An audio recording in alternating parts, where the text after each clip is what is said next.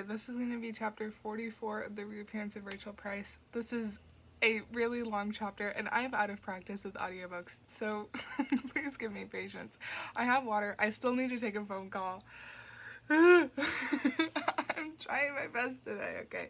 Okay, chapter 44. Belle blinked and Rachel appeared from the darkness behind, up into the container. Not looking at Charlie, eyes only for Belle, hand twitching at her side like she wanted to reach for her. He didn't, she said again, actually telling the truth for once. Belle angled her shoulders, not facing her dad or her mom, halfway between. How did you know I was here? She asked. Waited 20 minutes and you didn't come home, Rachel answered. I drove over to your grandpa's to look for you, saw the books all over the floor. I saw you found my message. I knew you'd come here to the red truck. I'm sorry. She dropped her eyes only for a second. I didn't want you to find out like that. Find out at all. This is your family, the people that raised you.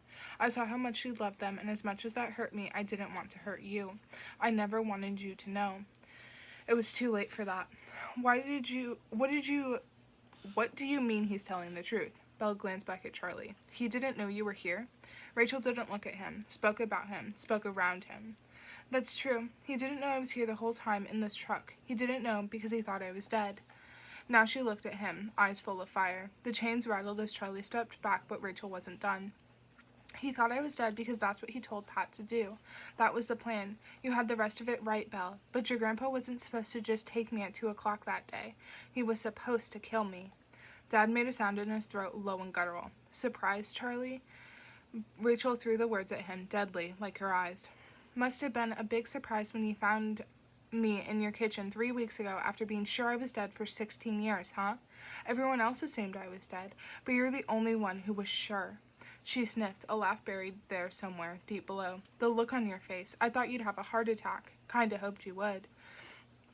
I don't know what you're talking about, Charlie croaked. Oh, that's okay, Rachel clicked her tongue, because I do know everything. More than you, in fact. Pat told me everything. Explained it all so I'd see that it wasn't his fault. That really, by keeping me here, he was saving me. He was so desperate to believe that, your dad, so desperate for me to believe it too, that by not killing me, by keeping me here instead, he'd saved me from you. You told Grandpa to kill her? Belle turned to her dad, almost didn't recognize him. Why? There were too many whys. Why would Grandpa agree to that? Rachel looked between the two of them, eyes hardening one way, glittering the other. You going to tell her, Charlie? Dad darted forward a crash as he reached the end of his chain. He winched, clutching his chest. None of this is true, Belle. She's manipulating you. Right, I'll tell her then. Stop talking, Rachel, he screamed, face reddening, a shadow monster writhing on the ceiling above him. Don't listen to her, Belle. Belle flicked between her parents, left and right, Mom and Dad. She wants the truth, Charlie. She deserves it, and you're never going to give it to her. Rachel turned to Belle, eyes soft, teeth away. Your grandpa agreed to the plan, at least as far as your dad knew, because Charlie blackmailed him. With what? Belle asked. Another Price secret. What a family, huh? Rachel said, mouth in a grim line. When your dad was a teenager, one night he heard your parents arguing. The night his mom died. He got out of bed just in time to see Pat shove his mom. Maria fell down the stairs, a broken neck, catastrophic head injuries. The coroner reported it as an accident that she tripped and fell because it was dark. That's the story Pat told them, but Charlie knew it wasn't an accident, that she was pushed. His dad killed his mom, whether he meant to or not. He never told anyone, not Pat, not Jeff. Kept it to himself for years, decades, until he saw an opportunity to use it. You probably thought wife-killing ran in the family, huh, Charlie? She spat in his direction, back to Belle. Charlie told Pat that if he didn't agree to kill me, he would go to the police and tell them what he saw that night. That he'd take it all away, testify against his dad. That he could make Jeff believe he'd seen it too. And how was your grandpa going to say both of them were lying? That's why Pat agreed to it. Cowards. All of them. Dad's eyes narrowed on the back of Rachel's head, taking aim.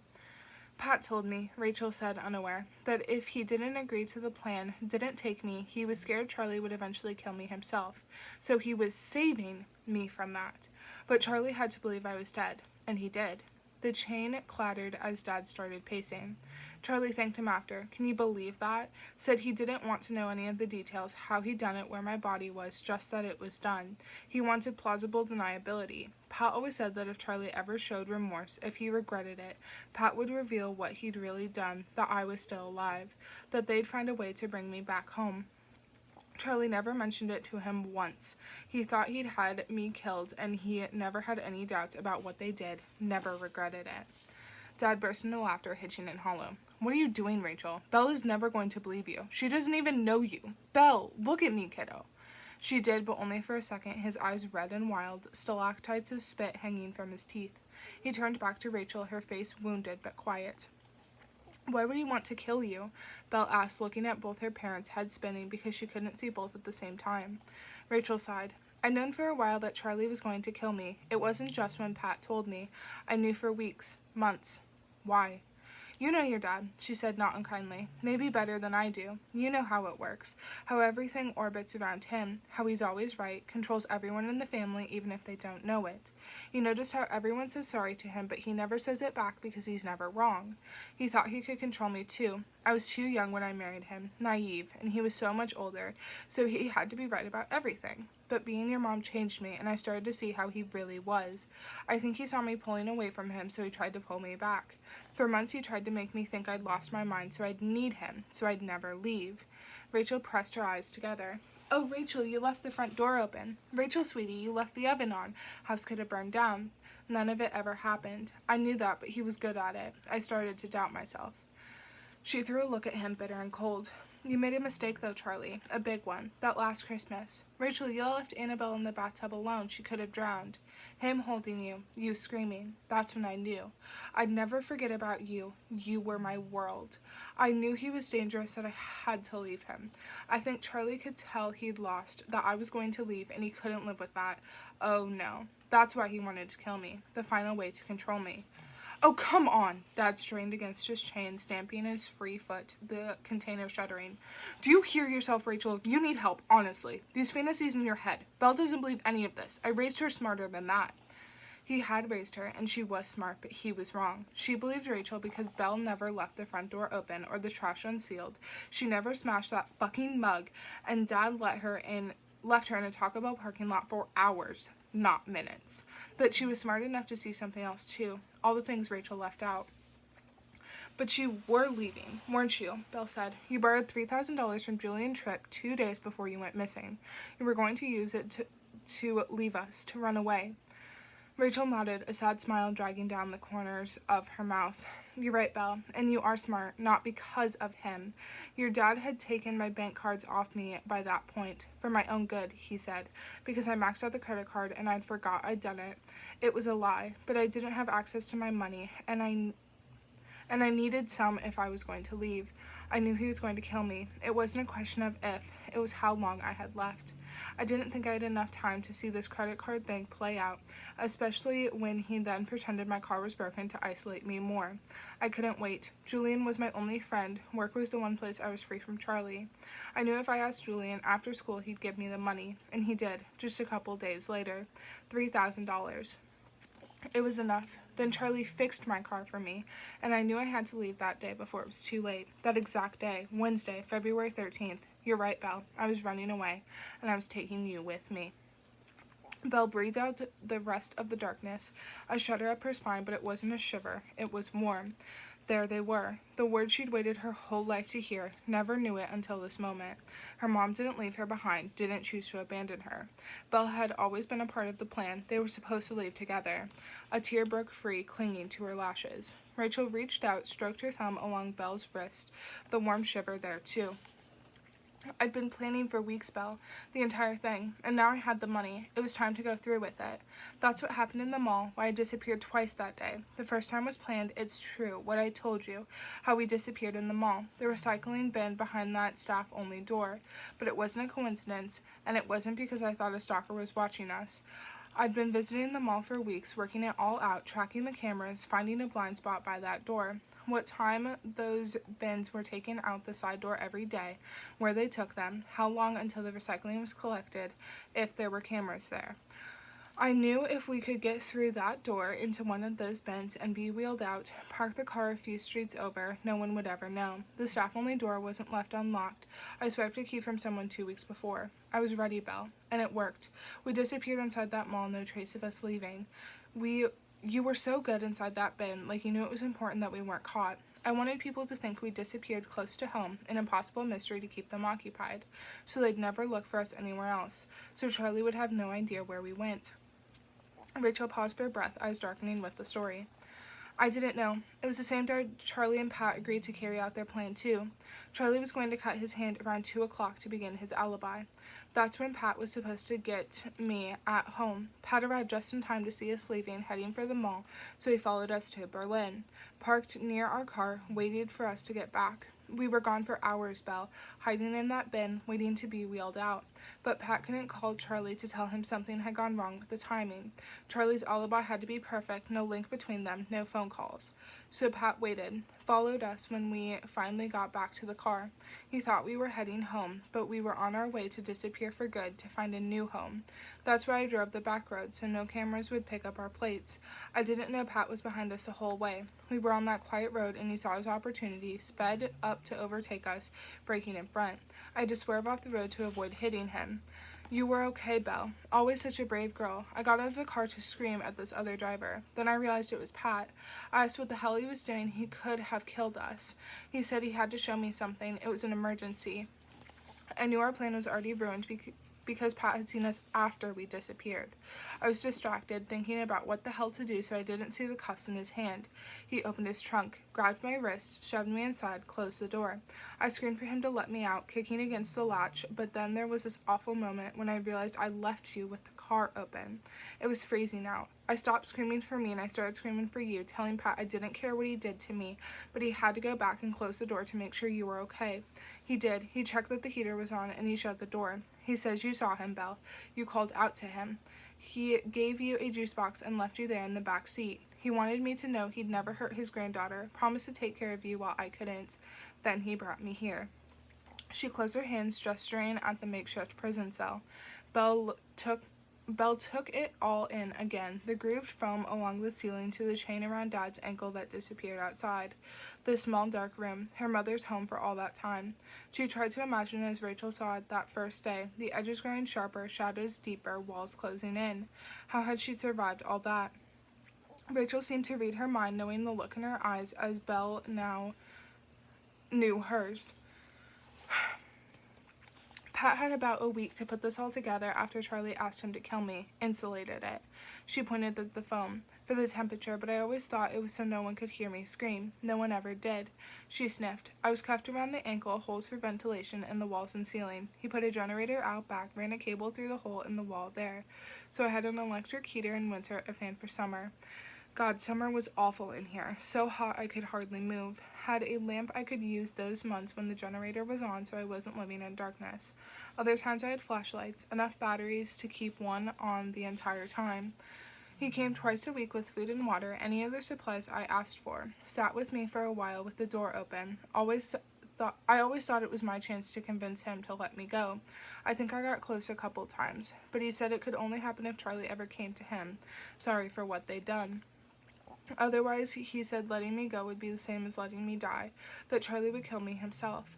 He would bring me a new book every couple of weeks. Rachel found Belle's eyes again, anchoring her to here and now, where she wasn't the one chained up. But you know that already. Found them all. I thought Pat would take them to a second-hand bookstore or give them to you. Didn't think he'd keep them all this time. He was never much of a reader. He used to read to me. Belle spoke around the lump in her throat. Those same books, after you'd read them. Rachel's eyes glittered again. I asked him to do that. Thought when you got old enough, maybe you'd see the marks, find the message. I'm sorry. Belle's eyes dropped to the floor, the guilt too heavy, dragging them down. It's not your fault, Belle. Rachel ran her hand down Belle's arm, up the other until her eyes returned. You didn't know. I had to make it so faint, barely visible. Honestly, I'm not surprised no one ever found them.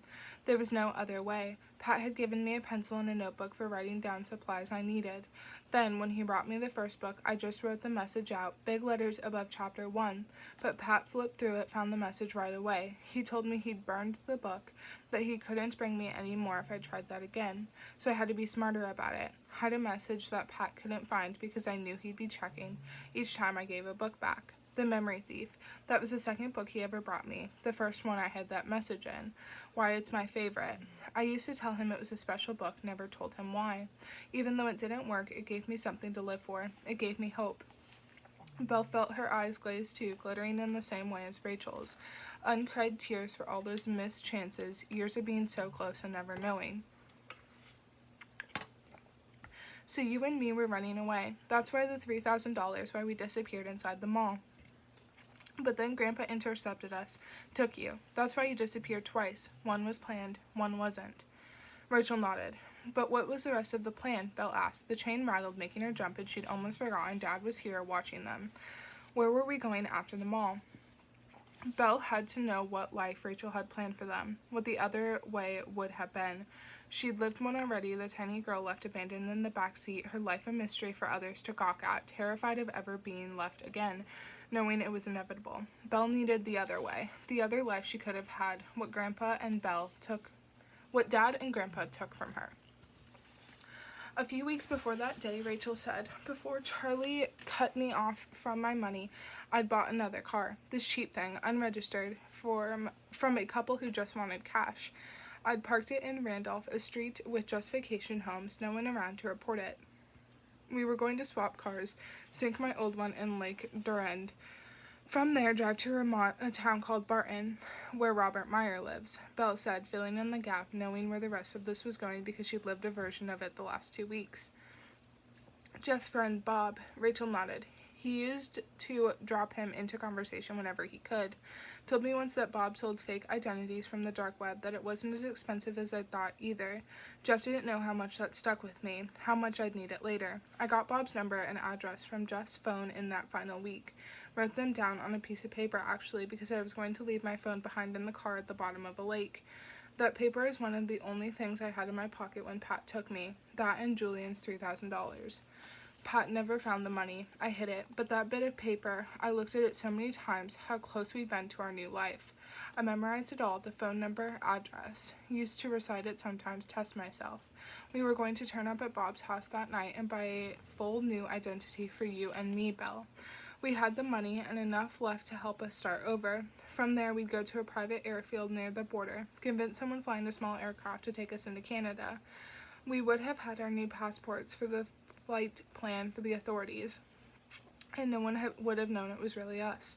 From there, with our new names, we would make our way to this tiny town called Dalhousie in New Brunswick. Only a few thousand people, not a lot of tourists. I looked it up on the computers at school so there'd be no trace to me. Charlie would never have found us, no one would. That was going to be our new home. We could have disappeared there. We could have been happy there. A family. Belle blinked. They could have been happy there, a way that would have hurt less than the one she'd lived. Rachel had only forgotten one thing. She didn't just have the paper with Bob's number and the $3,000 when Grandpa kidnapped her. She must have had Belle's sock, too. That little pink frilly one that she'd brought back when she came back from the dead. That's how you knew how to set everything up, Belle said. Make it look like Dad left the country, ran away with a new identity, because it was meant to be our plan. It was meant to be our plan, Rachel repeated. Wait, Charlie sputtered, pulling against the chain, waving for Belle's attention. What do you mean it looks like I ran away? Belle set her jaw. You ran away, bought a new identity from Robert Meyer, ditched your old passport and phone in a private airfield in Vermont, and boarded a small aircraft to Canada with a new name. That's where the police think you are now. They aren't looking for you anymore. Belle watched the change in his face, the shift in his eyes, the panic he couldn't hide from her or Rachel. No one's looking for me, he said, voice desperate and raw on the way to a shout. I looked for you, Belle said, but Dad must not have heard her. No one's looking for me? He was shouting out, a flush of angry red creeping up his neck, reaching his eyes. They think I ran away? Well, you did run away. Rachel stepped in front of Belle, her body a barricade between them. Liar, he screamed, tilting forward, swiping his arms. He couldn't reach her, chain straining behind him. Belle knows I would never. You left in the middle of the night, Charlie, packed a bag and took your passport. I didn't even have to do those things for you. Lying bitch. Rachel bared her teeth at him, a cruel smile. I thought it would make you squirm, me coming back from the dead. I hoped it would. Me alive, telling the world it was a stranger who took me. You couldn't even ask your dad about it, the only other person who knew the truth because he could no longer remember any of it. I bet you tried, didn't you? Wondering how much I knew, what I was going to do about it. But come on, you only lasted a week. Then you set off in the middle of the night, running away before the consequences could catch up to you. I knew it was a possibility, she said to Belle. I wasn't sleeping at night in case he tried it. I set off a couple minutes after he did, caught him before he even got to Main Street. Told him it was time I told him the truth, what really happened to me, but I couldn't say it. I had to show him. Drove us here, led him to the truck. Pretended I only knew it was Pat who took me, working alone, that Charlie must not have known what his father was truly capable of. I saw the glint in his eye.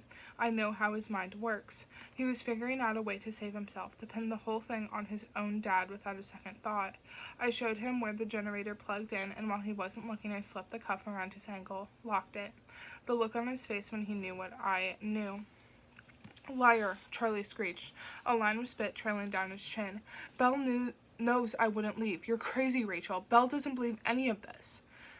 She didn't want to, her gut struggling against it, but she had to believe it. Dad had left her, and it wasn't just his word against Rachel's, one parent against the other, because Philip Alves had seen it too. Belle, Dad said, staring through Rachel at her. Look at me, kiddo. Don't listen to her. She's crazy. You have to trust me. What proof do you have that anything she's saying is true? Belle's heart betrayed her, reacting to his voice, forcing itself against her ribs, trying to get to him. Her eyes flicked between him and Rachel. The money, Dad. I knew about the $3,000 from Mr. Tripp. I found the books at Grandpa's house, the message she left. It's what led me here. And Philip Alves, he saw you leaving that night. You don't think she could have set those things up? His eyes softened. She's manipulating you, kiddo. She's unwell. We need to get her help. You and me, okay? But you need to get me out of here, now. Charlie, Rachel began. I'm not talking to you. I'm talking to my daughter. Our daughter, Rachel said, something new in her eyes, hard and unmovable, staring him down.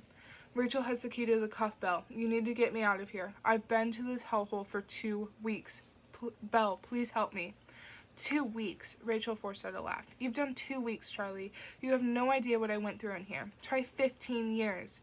Dad opened his mouth to respond, but Belle spoke before him. 15 years. She touched Rachel's shoulder, turning her around. Not the first time you've said that, even though it's been more than 16 years since that day. So you didn't get out of here 3 weeks ago, when you reappeared? No. When did you get out? Last summer, Rachel said. August, when your grandpa had his first stroke. Belle stared at her, rewriting everything again. She hadn't stopped to think about it. What had happened to Rachel when Grandpa went to the hospital, when he lost his memory and Rachel along with it? He normally came by twice a week with supplies, she said. I wasn't worried when he missed one, thought he was just busy. Then he missed another. I started to ration food and water just in case. I didn't know he was in the hospital recovering from a stroke. After 2 weeks, I thought he was leaving me here to die, that he couldn't go through with this anymore, but wasn't strong enough to kill me himself. The food was almost gone, water too. The generator went off, no one to fill up the gas. No fan, no light. It was so hot, I was sweating so much, not enough water to save me from it. I thought I was dying here alone in the dark. Could feel all my bones. I was so dehydrated, so thin that I didn't need the key anymore. The cuff slipped right off over my foot. I was free for the first time, but I couldn't open the door, not from the inside. Her eyes were heavy, reliving at her slow death right here. I tried everything. Tried making tools out of empty cans, the fan, something to force the door. Nothing worked. I was going to die in here.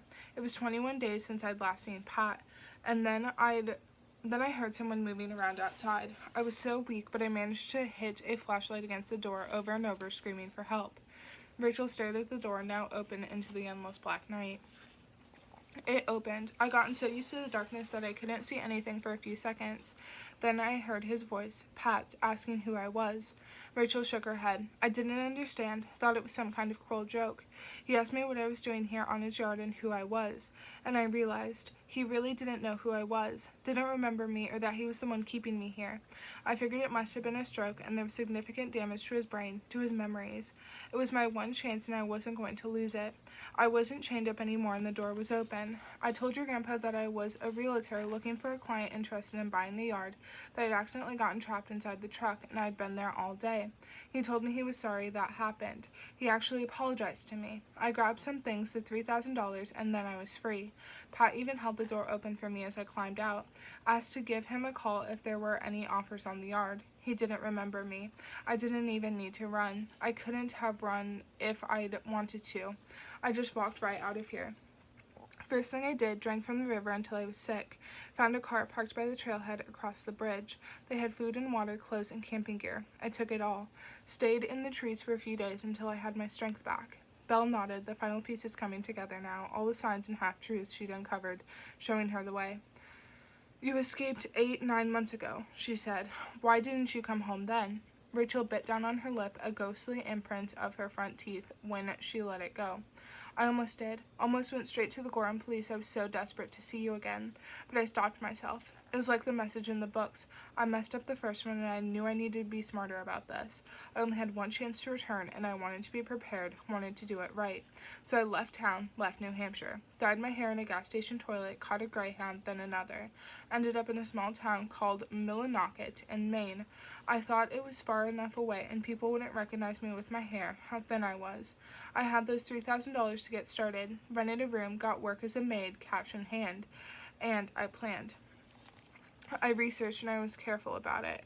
Public computers not close to where I was staying. I found your old Instagram, Belle. I must have looked at that photo of you with the bracelet 1,000 times. More. Kept me going. And I needed it. Your grandpa never told me Charlie had been arrested back then, that a jury found him not guilty of my murder. That terrified me. That they had gotten it so wrong, found him innocent of exactly what he had done or what he tried to do. I knew I could never go to the police with the truth, couldn't trust the criminal justice system to punish Charlie for what he'd done. How would it even work? There was no DNA evidence tying Charlie to any of the scenes because he hadn't been there, and the only witness I had couldn't remember any of it, what Charlie told him to do to me. No, the truth wasn't the way to get to Charlie, to get him away from you. So I came up with a different plan, a different story about where I'd been and what I'd do to those who'd done this to me. There was more, something else I needed to find before I came back. Took a while. Turned out it was closer to home than I thought. You mean the clothes? Belle asked. The red top and black jeans from that boutique in New Conway. That was you, wasn't it, in January? A shift in Rachel's eyes, sharper, not like she was angry, like she was proud somehow. Her well-laid plans and Belle unraveling them all, both living a lie under the same roof, like mother, like daughter. Guess that was me. I'd moved closer, staying in a trailer near Lancaster. Borrowed a neighbor's car when they weren't home. That's where I was originally. Bought that red top, those jeans. Thought I'd find something similar. Removed the labels so police couldn't date them. Turned them into rags. Pat threw out the original clothes. Burned them, actually. Brought me new clothes every year. For Christmas. Rachel approached the pile of clothes, taking her within the boundary of Dad's chain. He didn't move, watching her closely as she kicked out at the old tops and sweaters, breaking apart the small mountain of fabric.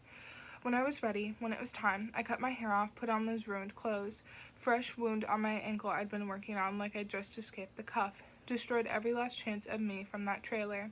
Left a tote bag I'd worn over my face on that road. Then I walked home. I know I messed up the story a couple of times, Belle. It was so hard lying to your face like you were being punished too. But I didn't think you'd accept the truth if I told you. You weren't ready. These people raised you. You loved them. I thought I had to do it all on my own, the only one who'd ever know. Well, me and your dad, because he had to go, of course. But I'm so glad you're here with me now, that I'm not alone anymore. Rachel breathed out, and so did Belle. There it was, the whole truth. Belle had been right about everything and wrong about more. Rachel had lied, had planned both her disappearance and her reappearance, just not in the way Belle could have ever guessed. And what's your plan now, huh, Rachel? Charlie spat in her direction. This. She sharpened her chin, opened her arms. That you go through the exact same thing you did to me, Charlie. 15 years, 5 months, 25 days. You've done 13 days. Bit of a ways to go. You're fucking crazy. Think of it like I'm saving you, Charlie. The only other option was to kill you. Are you listening to this, Belle? He forgot to take the edge out of his voice, the fire out of his eyes. She's fucking crazy, talking about killing me. You killed me first, honey, Rachel hissed. Belle, stop. Belle raised her hands, coming to stand between her parents, stopping in the middle. Stop it. Rachel held her hands up too, a flash of fear in her eyes. Careful, Belle. Don't get too close to him. There was fear in Charlie's eyes too, but it didn't take the same shape as her mom's. Rachel has the key, he said. We can sort everything out, kiddo, okay? Get everyone the help they need. But you have to get the key from her. You need to set me free. Belle glanced back at Rachel, hooking into her eyes so much like her own. She'd always hated that, always wished she'd been born with the Price eyes. Belle, get the key. Dad's voice in one ear, Mom's in the other. It's okay, Belle, Rachel said gently, one hand disappearing behind to her pocket. She brought it back, opened it. A small silver key on her outstretched palm. It's right here. Charlie strained against his chain, swiping toward Rachel, the disturbed air fluttering her hair. I can't reach, he screamed. Grab the key, Belle, now. Belle stared down at it. Against Rachel's pale skin, her fingers twitched, Dad's heavy breathing in time with her own. You've told me everything, right? She asked, looking at the key. No more lies? A twitch by Rachel's mouth, the truth in her eyes. No, she said. There's something else. There's more I need to tell you, but not here, like this. I promise to tell you everything. I will never lie to you again. Belle, grab the key, Dad screeched. He put a heavy hand on her shoulder, thumb pressing against her bare neck. He gave her a gentle push, one step toward Rachel, out of the middle. Get the key, kiddo, he whispered, letting her go. What do you mean there's more? Belle stared at Rachel. What haven't you told me? She's trying to manipulate you. Stop listening. Just take the key. I'll tell you everything. Not here. He can't know. Shut the fuck up, Rachel. Belle, get the key. His fingers against her back. Another nudge, pushing her farther out of the middle, toward Rachel. You can take it if you want, Rachel said, a tear falling, catching at the crack of her lips. I won't try to stop you. It's your choice. You haven't had a lot of choice in your life, Belle. Now you do. Belle looked over her shoulder at Dad, then back to Mom. Take it, Belle. Come on. It's okay, sweetie, Rachel said. I'll understand. But Dad wouldn't. Belle took a step forward. Yes, that's it, kiddo. His voice hovered behind her, urging her on, her heart throwing itself against the bars of her rib cage, pulling both ways and neither. It's okay. Rachel watched Belle take another step toward her. She knows it's okay. Stop talking to her, Rachel. Dad's voice seemed farther away now. Belle's eyes watered, holding the key in place there on Rachel's hand. Take the key or don't. Choose Charlie or Rachel, Mom or Dad. His lies or hers. Eyes on the key, one way or the other, because Belle couldn't have both. One couldn't exist if the other did. She'd made this choice already, head and heart and gut. Chose the man who'd raised her because they were a team, always had been. Both had lied to her, Mom and Dad, standing here in no man's land between them, lost, the after ring in her ears, and an ending that was hers to choose. So choose. Belle took another step, feet unsteady. And what would it come down to in the end? The one she knew more, the one she'd loved longer, loved harder, the one who came back from the dead for her. One all her life, one just for 3 weeks. Second thoughts pitted against themselves, against each other, streaming behind her eyes. But maybe only one truth really mattered. When you took it all away, throughout those memories or the space where they should have been, who had chosen to leave her and who hadn't? Belle tore her gaze away from the key, circling Rachel's eyes, the color and shape of her own, back to the key. Rachel nodded. You have to get me out of here, kiddo. Please. Blurred edges, eyes crossing and splicing the key into two. She blinked until her vision brightened, because there was only one. She could only choose one. Mom or Dad. His side or hers. One or the other. Belle chose, and she chose right this time. Head and heart and gut. She closed the gap between her and Rachel, eyes fixed on the key, watering because she couldn't blink. Blink and everything might disappear. Belle reached out, fingers gliding through the air, a shiver as she touched the skin of Rachel's palm. Warm, not cold. She closed Rachel's hand around the key into a fist, skin to skin, bone to bone, held it there, tight. Eyes on her Mom's. She chose her. Belle! Dad screamed. He couldn't see. Belle let go, though something of her stayed behind, there in Rachel's closed hand. She stood beside her Mom. No, Dad, she said darkly, meeting his eye. What are you talking about? He blinked because he didn't understand. She knew he wouldn't. Don't be stupid, get the key. I said no, and she didn't say sorry. What the fuck are you doing? He screeched, backing away, chain clattering. You can't be serious. You have to let me go. She's brainwashed you. I've made my choice, Charlie. Belle's heart didn't waver, not at the pleading in his voice. She didn't know this man, not really, and her heart didn't either. Family first, and he wasn't her family anymore. He never was. Belle, stop. You must be fucking crazy. Yeah, I must be, she said, shutting him out, doing that thing she did, the thing she'd gotten so good at because she'd had to survive. She pushed him away. Charlie sucked at the stale air. No, no, no, he said to himself, a crescendo building in his chest. No, he barked. No, he screamed. Strings of spit holding his teeth together, an animal look in his eye. You can't leave me in here. You can't. Why not? Belle said. He had left her. He decided to kill Rachel. He'd chosen for Belle, that tiny babbling girl, pick the way that hurt less for him but ruined her. The knot in her gut she hadn't felt so much since he'd been gone. I'm begging you, he screamed, hands in front of his chest. You can't leave me in here. Belle glanced at her mom. A blink, a hidden message inside it. Yes, they could leave him in here. A new family secret, dark only because of the ones that came before, only that bound the two of them together. Mother and daughter, Mom and Belle, a team. No! A roar as he bounded toward them, chain pulling taut with the crash of metal.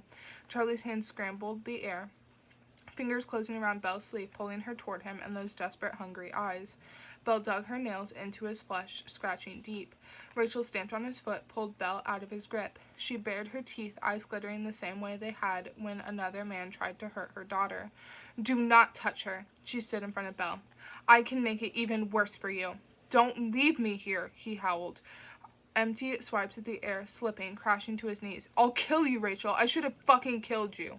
Mom reached back, took Belle's hand, gave it a squeeze. It was time to go. I'll fucking kill you. Belle turned toward the open doorway, a black frame, the empty night beyond waiting for them. But it wasn't empty. A white ball of light floating up the tires, a dark shape looming behind it. A new voice and a pair of eyes glowing in the night. What the fuck is going on here?